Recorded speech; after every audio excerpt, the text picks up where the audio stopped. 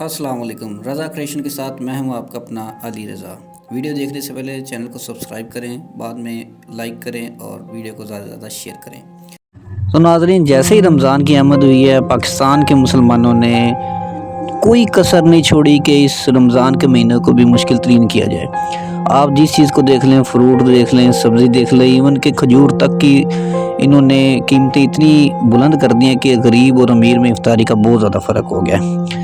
آپ دیکھیں کہ پوری دنیا میں، چاہے یورپ کنٹری ہے، یہودیوں کے ملک میں بھی رمضان میں چیزیں سستی ہو جاتی ہیں، لیکن یہ ہمارا اسلام کے نام پہ بننے والا ملک پاکستان، یہاں پہ ہر چیز سارا سال چاہے سستی رہ جائے، لیکن رمضان کے مہینے میں انہوں نے منافع خوری، سٹاک اور اس طرح کے غلیظ کام لازمی کرنے ہوتے ہیں۔